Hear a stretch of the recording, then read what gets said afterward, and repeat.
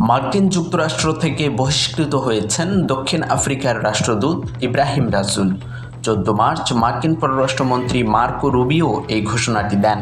ঘোষণায় রুবিও অভিযোগ করে বলেন, রাষ্ট্রদূত ফিলিস্তিনের পক্ষে অবস্থান নিয়ে যুক্তরাষ্ট্র এবং প্রেসিডেন্ট ডোনাল্ড ট্রাম্পকে ঘৃণা করেন। ইব্রাহিম রাসুল, যিনি ফিলিস্তিনের স্বাধীনতার পক্ষে দৃঢ় অবস্থান নিয়ে আসছেন এবং ইসরায়েলের প্রতি সমালোচনামূলক বক্তব্য দিয়ে আসছিলেন, তিনি দক্ষিণ আফ্রিকায় তরুণ বয়সে বর্ণবাদ বিরোধী আন্দোলনে সক্রিয় ছিলেন। বিশেষ করে তিনি গাজা উপত্যকায় ইসরায়েল সরকারের কর্মকাণ্ডের বিরুদ্ধে আওয়াজ তুলেছেন এবং ফিলিস্তিনের জনগণের অধিকার প্রতিষ্ঠার জন্য কাজ করে আসছেন।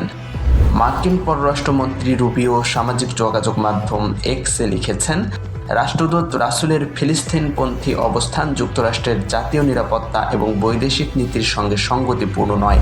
তিনি আরও বলেন, রাসুলের বক্তব্যের কারণে তাকে আর যুক্তরাষ্ট্রে গ্রহণযোগ্য হিসেবে দেখা হচ্ছে না।